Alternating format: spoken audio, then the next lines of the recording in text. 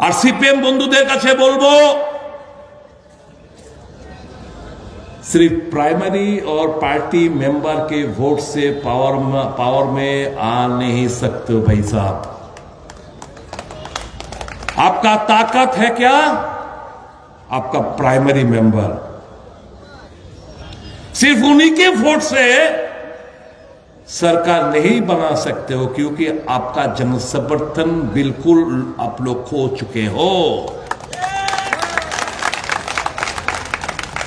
मैं वो सब प्राइमरी मेंबर से मेरा गुजारिश है, खामोखा वहां पे रह के अपना लाइफ बर्बाद मत किया करो।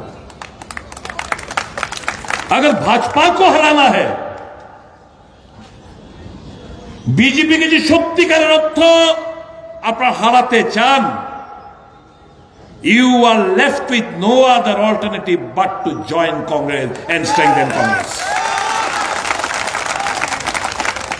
আমি সকল প্রাইমারি মেম্বারদের কাছে আবেদন করব, আমি সকল শুভবুদ্ধি कम्युनिस्ट माने मेरा कन्हैया कुमार भी एक कम्युनिस्ट का बंदा है, आज के तारीख में भी वो बंदा है कम्युनिस्ट। मेरा जो राहुल गांधी जी का सोच है, विचार है, चिंताधारा है कि सीधा जीवन যাপন যে আপনি করে সত্যিকার অর্থে কমিউনিজমের ব্যাখ্যা আমি রাহুল গান্ধীর মধ্যে দেখতে পারি। तो कम्युनिज्म मतलब सीपीएम करा, कम्युनिस्ट मतलब सीपीएम करते হবে, it is not necessary. Am I right और रॉन्ग?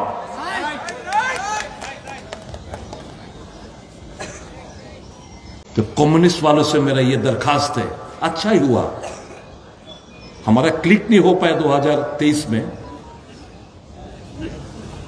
लेकिन एक चीज बहुत बढ़िया हुआ। कौन सा चीज?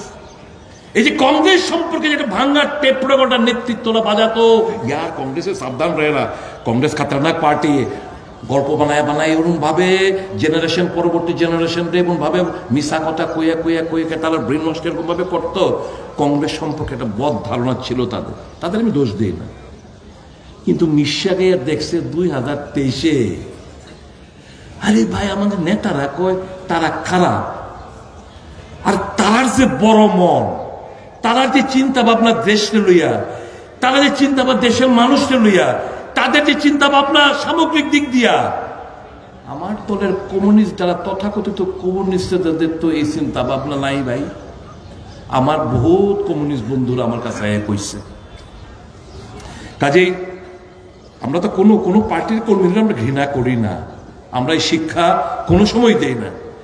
গো and approach the communist leaders, go and approach the BJP workers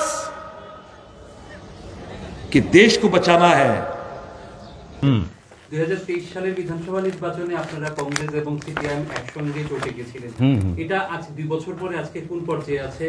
বিধানসভা অধিবেশনের সামনে, গত অধিবেশনে এরকম কোনো অ্যাডজাস্টমেন্ট দেখিনি আমরা কংগ্রেস এবং সিপিএম এর মধ্যে, এটা এখন কোন পর্যায়ে আছে?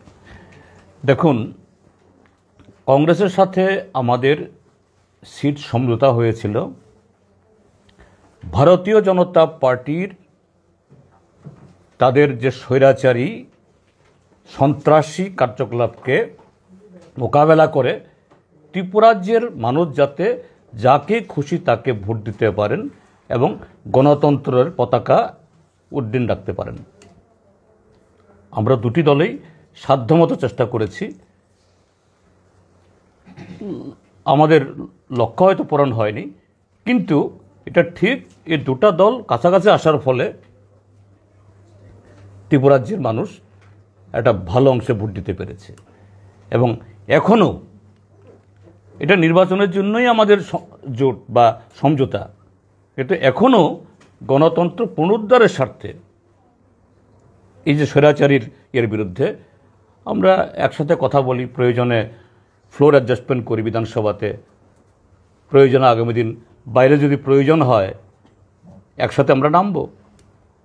কাজেই সারা দেশের সাথে ত্রিপুরাজ্যের মধ্যেও এই পর্যায়ে আমরা আছি।